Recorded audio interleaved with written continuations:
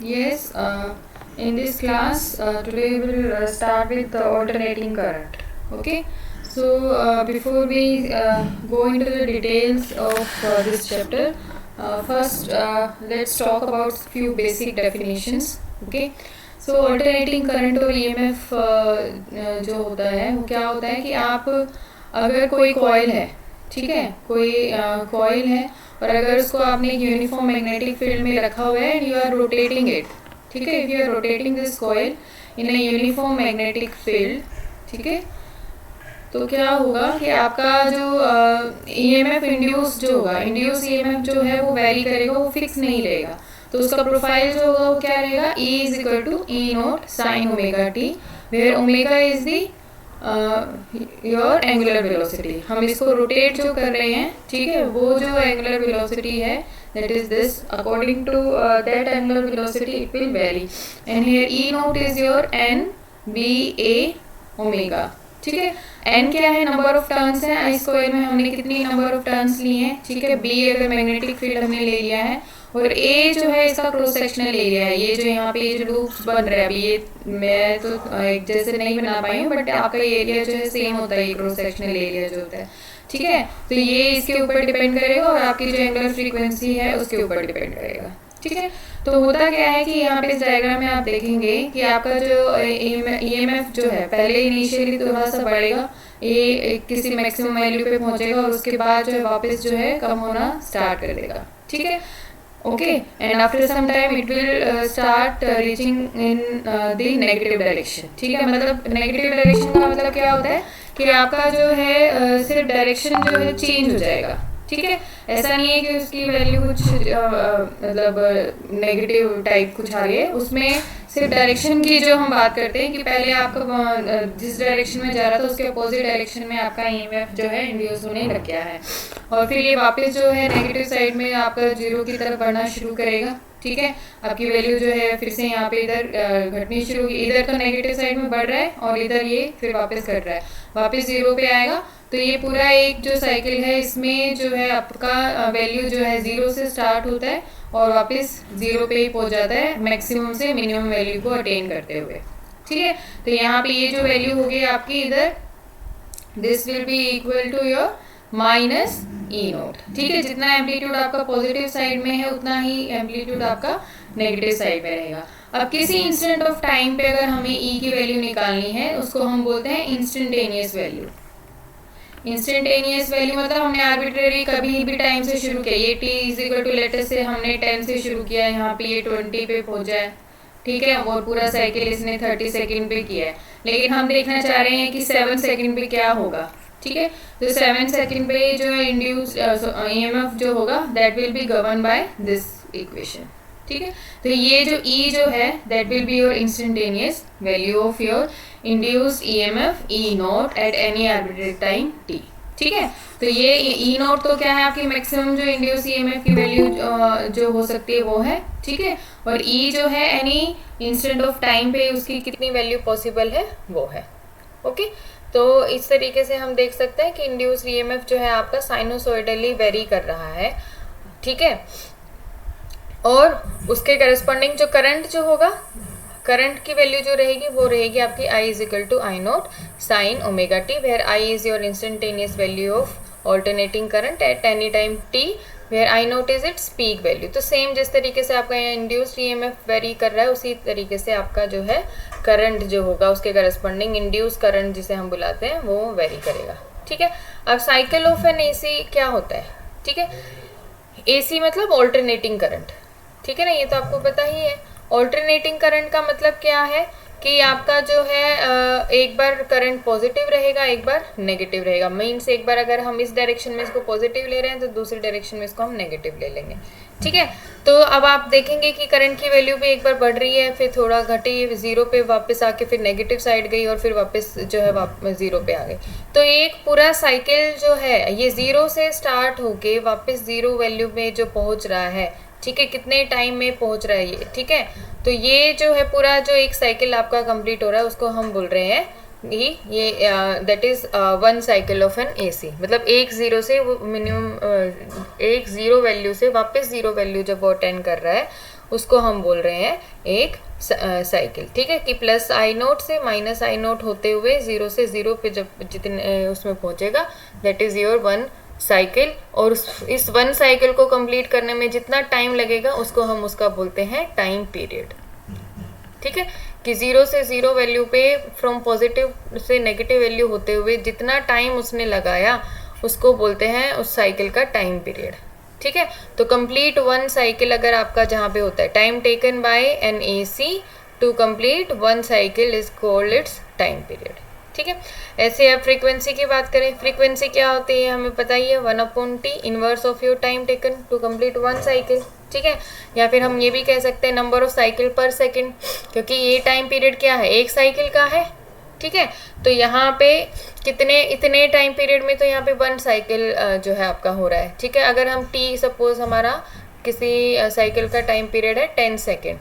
ठीक है, और अगर मैं बात करूँ कि 20 सेकेंड में कितना हुआ, तो यहाँ पे number of number of cycle कितने हो जाएंगे, 2 हो जाएंगे। ठीक है, एन की वैल्यू क्या हो जाएगी, 2। ठीक है, तो उस केस में फ्रीक्वेंसी क्या हो जाएगी, 2 नंबर ऑफ साइकिल्स। ठीक है, 2 नंबर ऑफ साइकिल्स पर सेकेंड। पर सेकेंड अगर हमें निकालना होगा तो उसको हम कैसे जो है हर्ट्ज से भी हम उसको डिनोट कर सकते हैं। ठीक है, तो नंबर ऑफ साइकिल जो है 1 सेकेंड में उसने कितना कंप्लीट किया, तो 2 साइकिल तो 20 सेकेंड में कर रहा था। ठीक है, तो 1 सेकेंड में कितना करेगा, इसको आप ये हो गया आपका 1 साइकिल बाय 10। ठीक है, तो यहाँ पे ये पर सेकेंड आपका जो है 0.1 जो है फ्रीक्वेंसी आपकी आ जाएगी। इस 0.1 हर्ट्ज लिख सकते हैं या पर सेकेंड हम इसको लिख सकते हैं। ठीक है, ओके। अब है एंगुलर फ्रीक्वेंसी। एंगुलर फ्रीक्वेंसी आपको पता ही है कि 2 पाई न्यू होती है, कि न्यू आपकी ये फ्रीक्वेंसी जो है हमने बताया 1/t। ठीक है, omega is your 2 pi nu. New की वैल्यू हमें पता ही है 2 पाई, इसको हम लिख सकते हैं कैपिटल टी। ठीक है, ये रिलेशन आपको पता ही है। ओके, और इसकी यूनिट जो है हम ये मेज़र करते हैं रेडियन पर सेकेंड में। एंगुलर वेलोसिटी एंगल की टर्म में बताते हैं ना कि कितना एंगल उसने स्पैन किया कितने टाइम में, दैट इज़ योर रेडियन। ठीक है, फिर अब हम बात करते हैं फेज़ की। ठीक है, फेज़ क्या होता है कि जब आपका करंट जो है, ठीक है, एक साइकिल में ऐसे आपका मूव कर रहा है, सपोज यहाँ से शुरू हुआ आपका। ठीक है, तो ये 0 वैल्यू से पॉजिटिव की तरफ जब बढ़ेगा, कितने टाइम में बढ़ रहा है, यहाँ पे ये जो है ये टी टाइम बढ़ रहा है, यहाँ पे ये आपका एक और टी है, ये भी आपका टी है, लेट अस से 1 2 एंड 3। इसके करस्पॉन्डिंग यहाँ पे क्या की रहेगी डायरेक्शन। ठीक है, तो उसको हम बोलते हैं कि उसका ये फेज़ है। ठीक है, फेज़ एंगल हम उसको बोलते हैं। ठीक है, तो बेसिकली ये होता क्या है कि it's a measurement of time only, कितने फ्रैक्शन ऑफ टाइम में, ठीक है, जो है आपका इलैप्स हो चुका है since the current has cross it's 0। ठीक है, 0 वैल्यू क्रॉस किए हुए उसको कितना टाइम लैप्स हो चुका है, कितना टाइम वो स्पैन कर चुका है, that is the measure of your phase.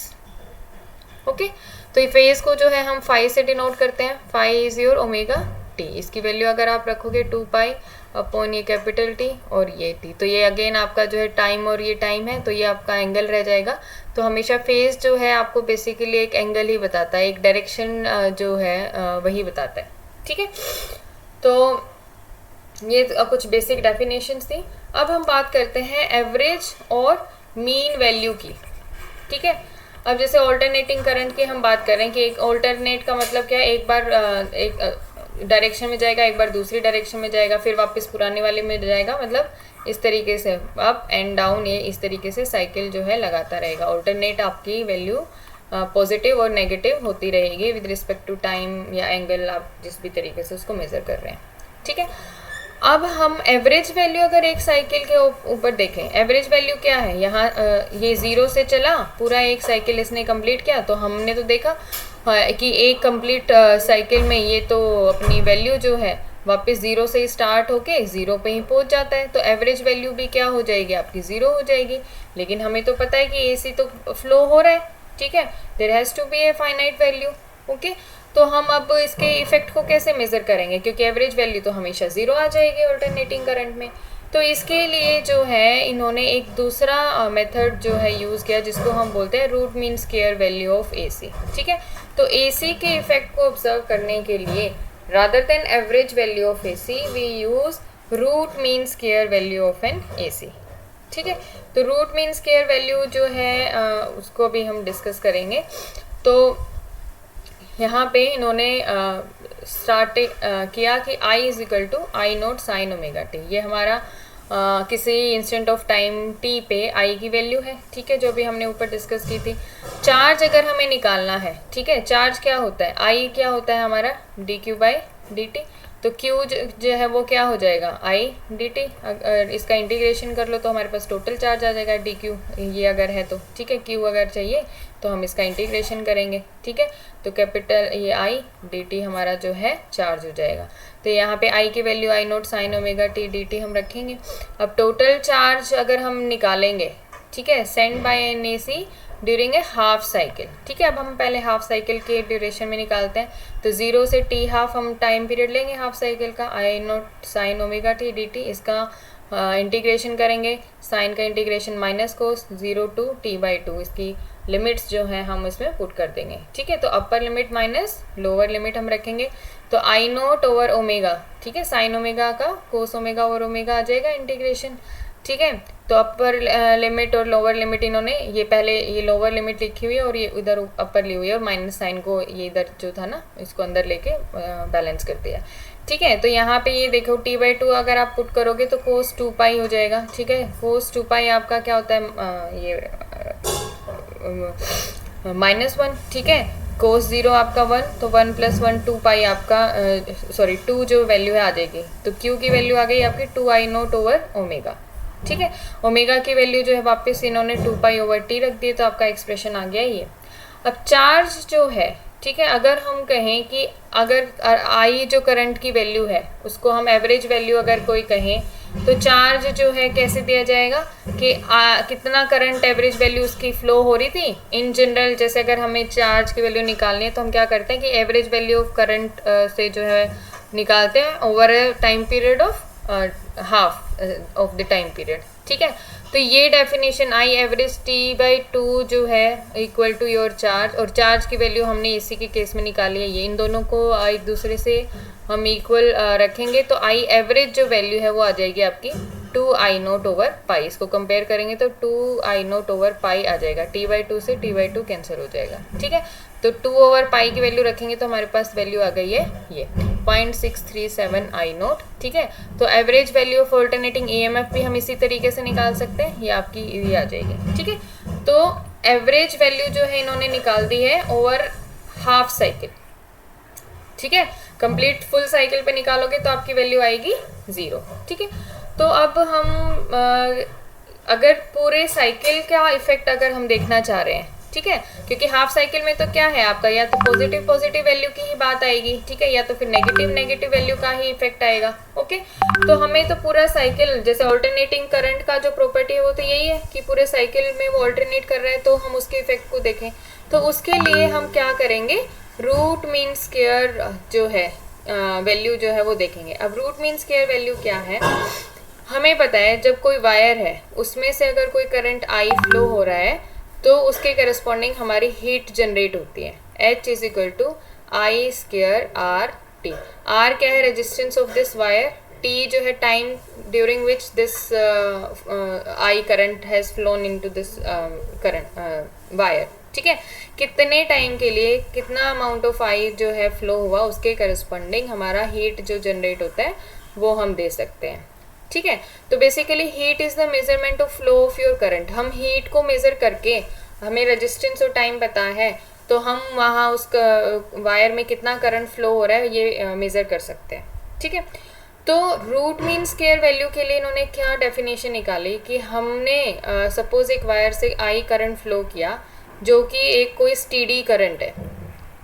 Steady current का मतलब क्या है कि स्टेशनरी करंट, मतलब एक फिक्स वैल्यू ऑफ करंट जो है हम उस वायर से पास कर रहे हैं जो कि चेंज नहीं हो रही है। चेंज होने का मतलब वो ऑल्टर नहीं कर रही है। ठीक है। जैसे ऑल्टरनेटिंग करंट में तो वैल्यू आई की चेंज हो रही है, स्टेडी का मतलब हमने एक फिक्स वैल्यू की भाई हमने 2 एम्पियर का करंट जो है इसमें से पास करना शुरू कर दिया। अभी 2 एम्पियर है तो 2 एम्पियर ही फ्लो हो रहा है। ऑल्टरनेटिंग करंट के जैसे नहीं है कि पहले 0.5 एम्पियर होगा, फिर 1 एम्पियर होगा, फिर 2 होगा, फिर वापस 1.5 और ये नेगेटिव वैल्यू होते हुए इस तरीके से जाएगा, ऐसा नहीं। ठीक है, कि हमने एक स्टेडी करंट जो है एक वायर से पास किया, उसके करस्पॉन्डिंग हमने हीट एच जो है निकाली।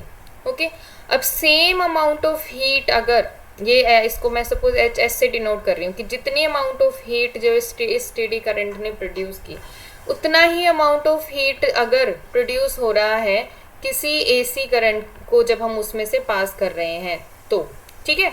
मतलब सपोज ये 2 एम्पियर का करंट फ्लो होने पे आपकी 2 जूल ऑफ हीट अगर इस वायर में जनरेट हुई, तो जब तक हम एसी पास करें तो कितनी वैल्यू तक एसी पास करें कि उसकी हीट की वैल्यू जो है 2 जूल ना हो जाए, ठीक है।